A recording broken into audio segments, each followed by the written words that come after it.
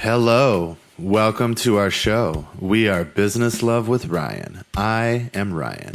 Here we focus on what it takes to make your ideas happen and the steps you can follow to make it just a little bit easier.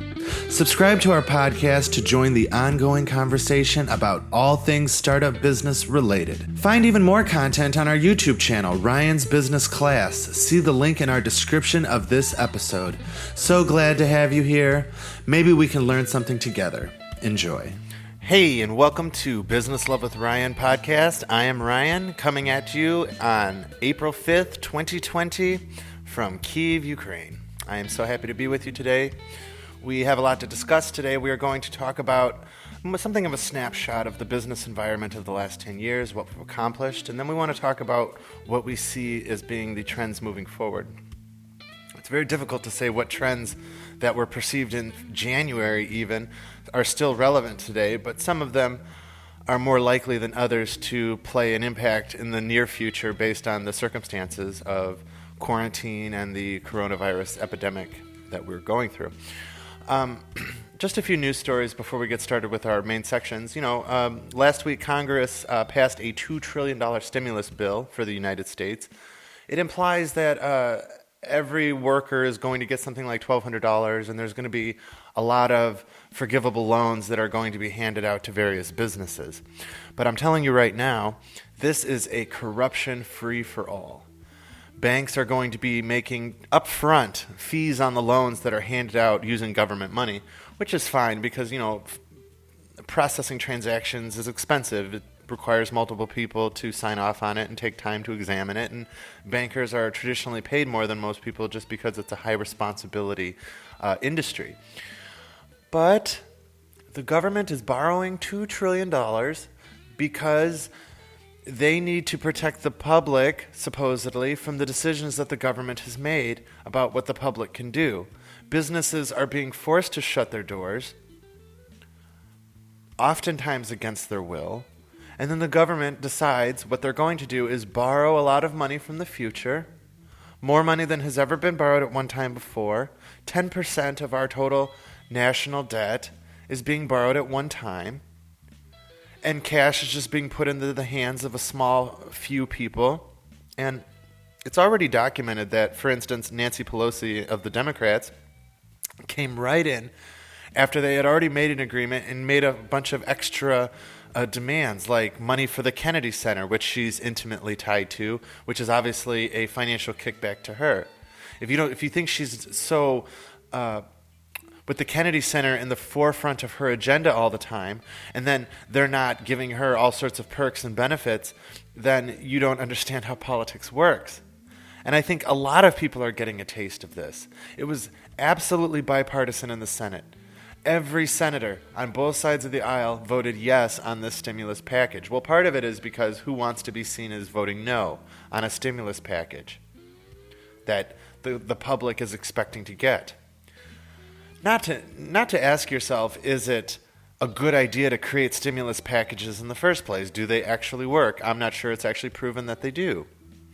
But we do know that the public gets a taste for it. Somebody all of a sudden says, hey, how about we hand out $1 billion to the public? And the public goes, oh, some of that's for me. I vote yes.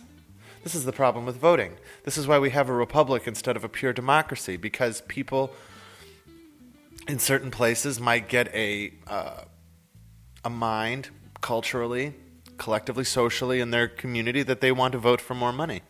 Well, the rest of the country is going to have to participate in providing that money. And, do we want social programs left, right, and center? Because I think a lot of these programs we're creating in response to this coronavirus crisis we're never going to be able to get rid of. We're going to take actions now that are going to cost us as a society, as a generation. The truth I feel about the world that's been handed to me by the specifically baby boomers is that it's already been mortgaged. My future has already been mortgaged by the 1960s, the 1970s, the 1980s. Generation Xers, who was the generation right before me, seem to have sort of become detached. They had sort of the same opinion, which is the previous generations have mortgaged their future. But in my lifetime, last Since 2008, let's say in the beginning of the financial crisis with George W. Bush, the United States was something like $8 to $10 trillion in debt. And then George W. Bush came in, and we had the war in Iraq. We had $700 billion stimulus package to help us out of the economic crisis back then, which could be argued that it didn't really do that much.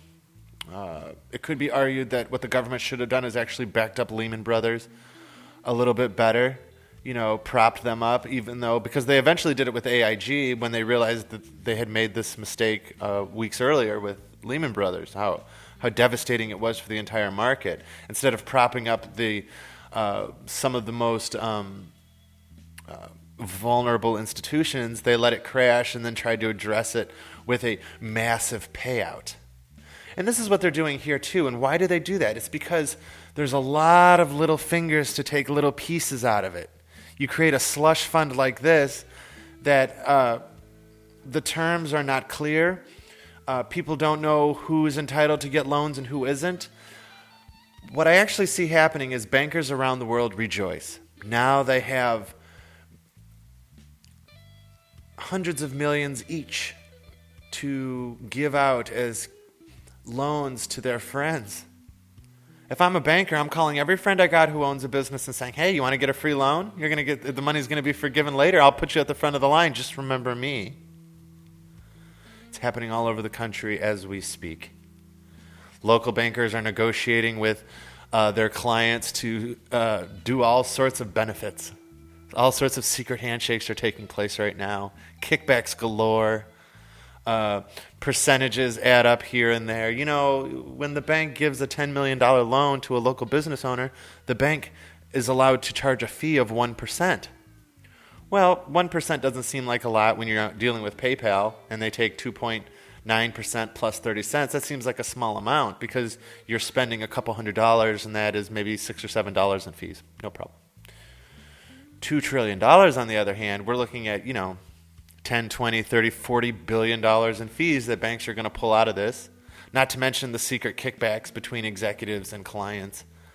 Not to mention all the favoring that's going to take place. Who's first in line? Who gets the loan first? Who gets the biggest loan? Maybe this business is only entitled to get a $2 million loan, but the guy knows the bank president, so suddenly he's getting a $10 million loan that we all understand is going to be forgiven. So why not take as much as you can? Everyone's going to be taking as much as they can. It's an absolute pillaging of the promises made to future generations. I don't see a future for the generation following me. I see the United States hurtling headfirst into socialism, and it seems to me some people in the government really would love to bankrupt the government. They can't spend enough. Nancy Pelosi is already coming out talking about how, we need more packages. We need more packages, more money packages for the public. This is just a down payment on what the public needs. By the time this is over, you watch. The United States is going to be $30 trillion in debt. It's going to be 150% of our GDP, and those interest payments are really going to start to hurt. We already spend hundreds of billions of dollars on interest every year. It takes a sizable chunk out of the actual money that we get from taxes every year on money that we've already spent. Mostly on, I don't want to degrade the quality of life, how much one life is worth. But I do know that one life is not worth the entire economy because we all depend on the economy. It's just as important to our life as the blood flowing inside of us, is the economy flowing around us. It's the same thing. It's the same thing. The economy is what brings you the food that you eat. It goes on one truck, then it goes on another truck, then it goes in a warehouse, then it's processed, then it goes on another truck, it goes to the grocery store, then it's taken off the truck, it's distributed through the grocery store. All of those are economic transactions that are at risk right now. We're going to see the infrastructure really start to deteriorate. We've already seen 10 million people in the United States lose their job. And for what?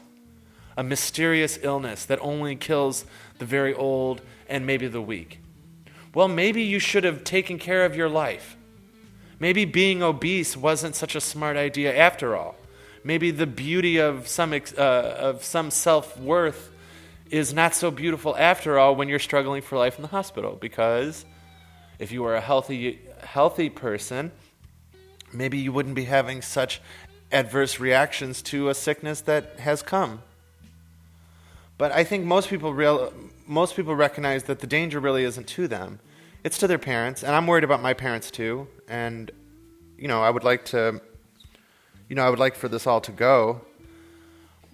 But I do know that I'm going to need something to eat in the summer, and I do know that everyone watching this is going to need food in the summer. And I don't know how much money you have saved up, but I know some people who are already out of money. There's some people who are already going around asking their friends and neighbors for what money they can get.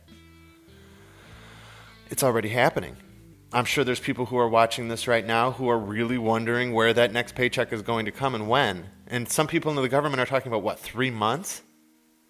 Oh, 3 months to save some lives. Well, what happens when I can't eat for 5 days straight? Or what happens when they turn off the electricity? Or what happens when my kid has a sickness that I can't afford to pay for now because I haven't had a paycheck in 12 weeks?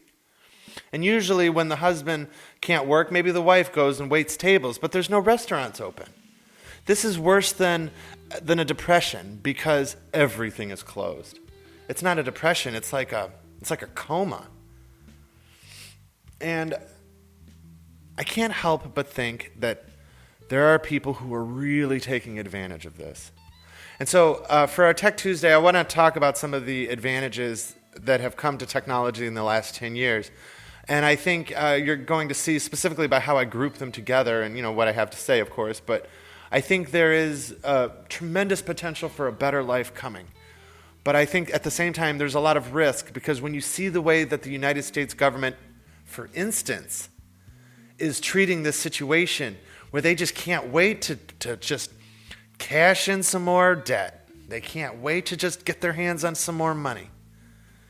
And I think it's just naive and beyond reason to think that all kinds of these people who are claiming to help you are actually trying to reach into your pocket, reach into your children's pockets.